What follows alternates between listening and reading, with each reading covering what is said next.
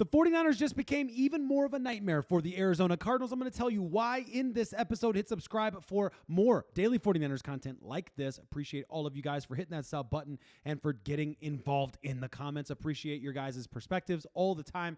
I got another Arizona Cardinals 49ers question for you guys. I want to know where you stand on if the 49ers should start Brock Purdy against the Arizona Cardinals if he's feeling, let's just say, remotely close to game ready. For me, I'm looking at this situation brewing up right now with Brock Purdy coming back from his injury and looking like he could potentially start on Sunday. And I'm seeing the potentials, and we'll get into some of the details of them in a minute, but I'm seeing the potential that Brock Purdy could be your starting quarterback if you want him to be, but you could also play it safe for a little bit longer and give him a little more time to recover because of the production of Mac Jones. Your backup quarterback is so good compared to other backup quarterbacks in the league that you could maybe even say, I'm going to let Mac Jones go on this one. Or are you like old school football, dude? If Brock Purdy can play, he's our QB1. He plays no matter what. Let me know what you think in the comments on that one. Let's get into the news and why I'm even asking you this question right now. Starting with the latest injury update that you can see at the bottom over there. We'll get to the rest of it, but at the very, very bottom, you can see Brock Purdy was limited today. If you didn't hear about that, I'm sure you already have. But Brock Purdy was limited to practice today. Now, when we talked about what Albert Breer said yesterday, part of the whole idea was that Albert Breer thought it was possible that Brock Purdy could be training by the end of the week. He was training on Wednesday, so that's a good sign. And of course, he's limited. That's fine. He's going to be limited. We've seen Brock Purdy be injured all week long, practice not at all, and then show up and play on Sunday. We've seen it happen, so we know it's possible. But your backup quarterback wasn't Mac Jones. So now without the Pasternaut and Allen as your backup quarterbacks, you look at this situation, you say, oh, hold on now. The 49ers might be able to get away with this one here. Should they? That's the question I want to know. I know Kyle Shanahan, the way that he's utilized Christian McCaffrey over the years, my gut is if he's ready to play, he will be QB1.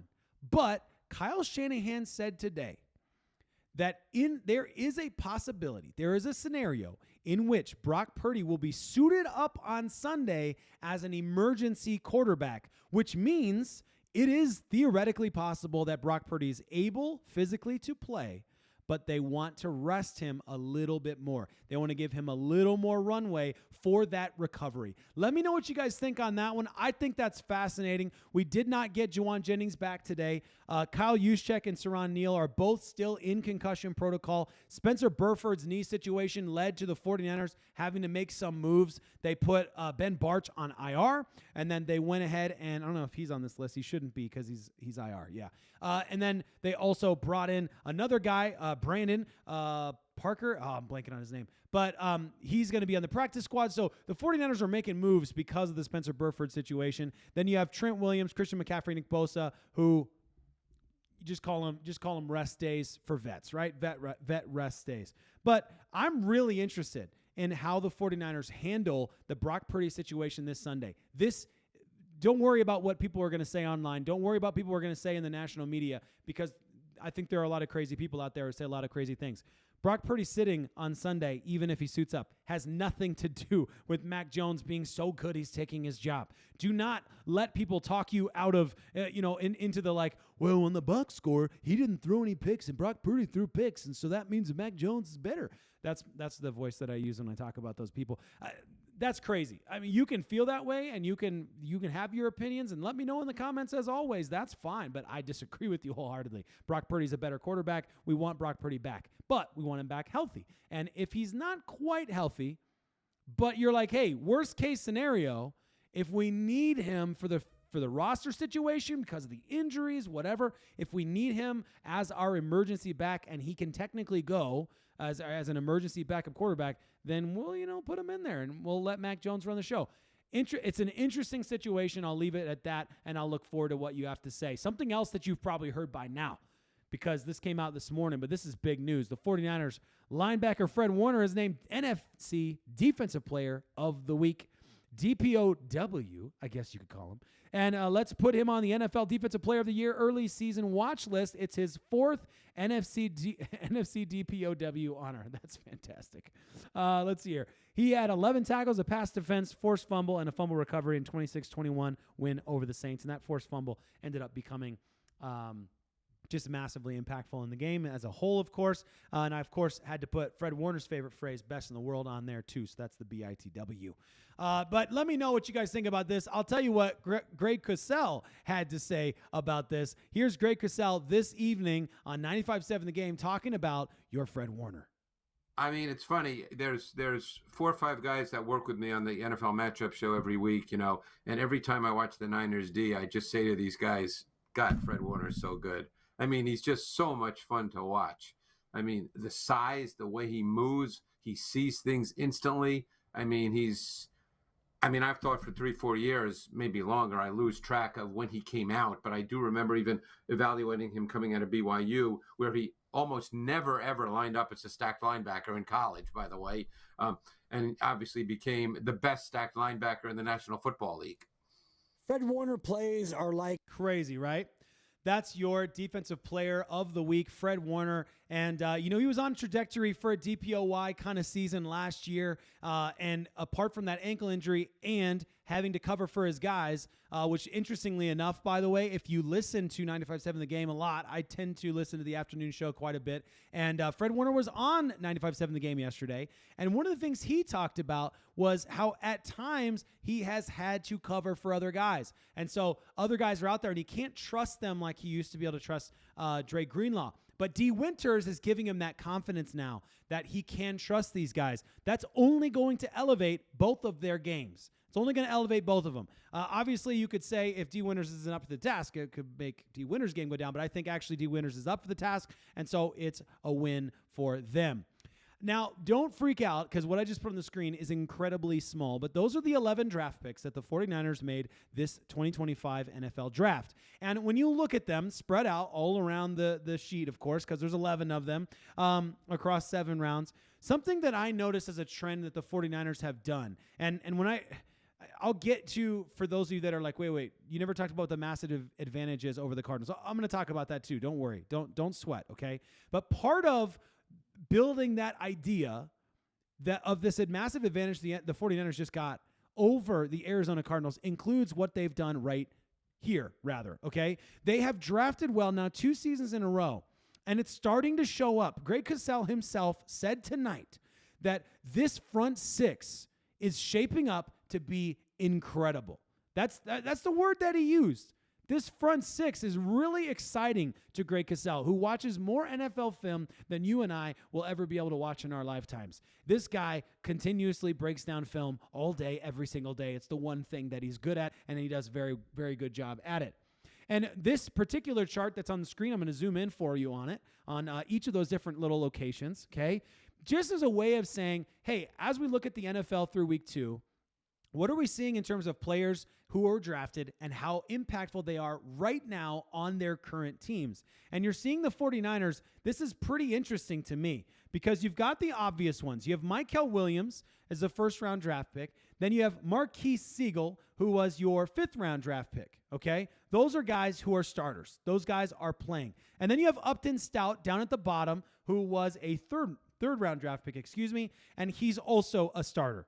Now, these guys here, even just those 3 right there, is a huge, just if that were it, you'd be feeling decent about this draft. Had we had an average draft of 6 or 7 players, then you would feel really good that you've hit on half your guys basically so far. And when I say hit, I mean, I'm saying that based on what we know right now. Obviously, you really don't know when a player's hit for a couple years. You really got to give them a runway. But I'm just saying that's pretty crazy. When you go deeper, though, Greg Cosell brought up tonight C.J. West, a player that is sticking out to him. I've seen several people pointing out Alfred Collins making a big step forward from week 1 to week 2. And then, of course, Connor Colby comes in, who is another guy that Greg Cosell went on and on about Connor Colby and said the 49ers would be very excited about this guy because here's a 7th-round draft pick who showed up in the middle of the game and took the vast majority of the snaps in the game, and when it was all said and done at the left guard position, and had zero pressures. That's pretty wild. Only five rookie linemen did that this last weekend. So that is something worth paying attention to. Then, of course, you've got some other guys in there. You've got I gotta pull my iPad real close to see this one here. You have Junior Bergen, practice squad. Jordan Watkins is active but not playing. In fact, I think I have another chart from this guy. This guy's awesome. He's a good follow. You should check out Anthony Reinert here. Get the magnifying glass out for this one. Rolls so far for 2025 rookies who were drafted, guaranteed at least $150K, or have been with the team in some capacity in the regular season. That's a mouthful. So there's your drafted players there. You got your top 11 there. The vast majority of them are active on this roster and somewhere in the depth chart that you would say, I respect that for a rookie. You know, I'm gonna give Jordan Watkins, for example, I'm gonna give him a little bit of a pass because the guy is coming into Kyle Shanahan's system, and we know how Shanahan is with wide receivers, regardless of how good he was in preseason. We saw the same thing last year, and we're gonna see it forever because that's how Kyle Shanahan is. He's hard on receivers. You could even argue Ricky Pearsall, even if he had a full season runway, would not have hit his stride till the middle of the season because he came in the middle of the season and didn't hit his stride till the end of the season. And that's your first-round draft pick, the first-round draft pick that the 49ers have had in a long time. And so you would think if anybody's going to be out there and impacting, but he's a wide receiver, and that is the thing in Kyle Shanahan's system. But you've got guys who are positional players on this team who is, Michael Williams is your number 2 edge rusher, right? So I'm excited about how this draft has worked out and how last year's draft has worked out. And that's something that you always want to pay attention to, because if teams draft in back-to-back years really well, then it pays off massively in the long run. The 49ers went from being one of the oldest teams in the NFL last year to now being the top 5 or top 3 youngest defense and a middle of the pack aged offense. So that's a good sign, you guys. Like, that's fantastic news. I'm really excited about this young core. Speaking of young core, something that stuck out to me when I'm thinking about all these things, all these players that are going to, that we're seeing are developing in a way that are giving the 49ers an advantage over the Arizona Cardinals. All those players I just talked about. Another one of those players is the Ricky Pearsall, Slick Rick out there. Now, the 49ers put a lot of energy into drafting defensive players, and you can see that it's paid off. I just showed you that. But how about these offensive players? Last year, you had Purdy, you had Pearsall, who spent most of the season recovering and learning from the Shanahan way. This season, you have Connor Colby coming in brilliantly from a 7th rounder. Jordan Watkins has shown some promise. Jordan James, I think from a training camp, you could say he showed some promise, but that's really stretching. Like, it's stretching to say preseason show promise. It's really stretching to only pull off of training camp. But you're going to get to see what these guys are going to be able to do this season, I'm sure. When you look at this list by SF Data Niners, who's one of my favorite follows of all on X. Like, he just breaks down some of the coolest stats. He does some of the stats himself, many of the stats himself. When you look at the 49ers, looking at the most efficient pass catchers through the first 2 weeks, number 1, how many Arizona Cardinals do you see on that list? Trey McBride at number 11. Okay, got it. Understood. How many teams on there do you see with more than one receiver on that list? Just one, and it's the San Francisco 49ers, who have Ricky Pearsall at number 4 behind Amon-Ra St. Brown, Puka Nacua, Keon Coleman. This is your Ricky Pearsall up there with the best of them. And then you have Christian McCaffrey at number 9 with the number of targets he's had. You've got to give him some credit for that too, because that's a lot of targets to continue to maintain a high EPA per target. That's pretty cool. But, of course, the 49ers have 2 guys on that list, and that's without Brandon Aiyuk. That's without George Kittle. I mean, this is a big deal to me, and this is something that is definitely going to give the 49ers some massive leverage, and we don't want to sleep on that. And the Arizona Cardinals have no idea what they're going to do in terms of scheming against a quarterback, because you have no idea what quarterback you're going to be playing, and therefore exactly what kind of offensive scheme Kyle Shanahan's going to run. And I understand, like, in general, it's all the same. I get it. In general, the scheme is the scheme. Kyle Shanahan has his ways. But when you look at how things changed, just with the way that they chose to run the ball and the limited amount of opportunities they chose to run the ball, the way that they moved the ball, I think if Brock Purdy's available, things look slightly different. You have a more mobile quarterback. You have to think about a spy. You have to be more intentional. And that could give opportunities for Brock Purdy if he is up for it. That could give some opportunities for him to get some extra yards in the ground. So I think this is great. This is a great setup for the 49ers in terms of how the Arizona Cardinals scheme against our offense. And it's a little more like what the 49ers have to deal with on defense, scheming against the Arizona Cardinals and Kyler Murray, and he's just a confusing player to scheme against. You look at, I think it was the opening play. It was definitely the opening drive where last year in that first game at home, Kyler Murray went absolutely ballistic on us. And I got really nervous in that moment. And that's where having a vanilla defense can really bite you. And let's talk about Christian McCaffrey one step deeper. Because we're talking about receiver excellence, right? And we're talking about these two guys who are showing up on the top 10 list. One of which is not your number one receiver on this team, theoretically, right? Like Brandon Aiyuk is your number one receiver. He's been paid to be your number one receiver, right?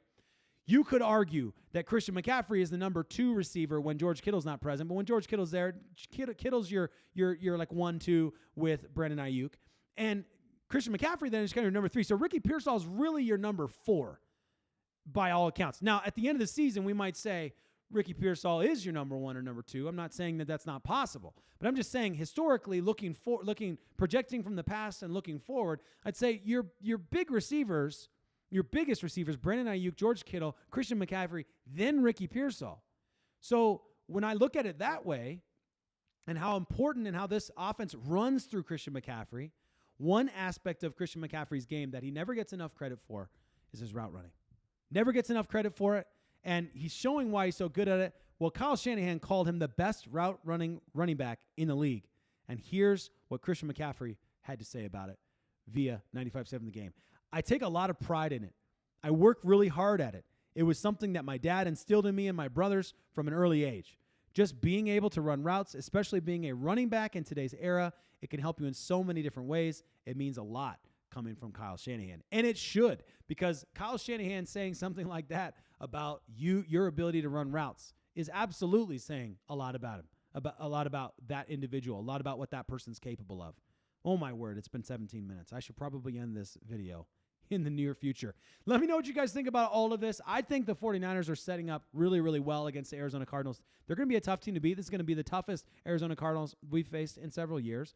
Their defense is better. Kyler Murray, it looks a little more controlled this year, and maybe making better decisions. So we'll see how it all plays out. As always, that's why they play the games, all that good stuff. But I feel really good about this defense and how much better I'm hoping we're going to look against the Arizona Cardinals offense this year versus what we saw last year. And then on top of that, I think, offensively, I think that it's going to be much harder to scheme against the 49ers. It's going to be much more unpredictable. Granted, you don't have George Kittle. I get that. Granted, you don't have Brandon Aiyuk. I get that. But we didn't have Brandon Aiyuk meaningfully in that game, and we didn't have Brandon Aiyuk in the last game either. So I'm feeling really optimistic about it. Let me know what you guys think in the comments. We're 4 days away from the San Francisco 49ers taking on the Arizona Cardinals, and I can't wait to cover every single second of it before, during, and after. Let me know what you think in the comments as always, and I hope you guys have a fantastic rest of your Wednesday evening.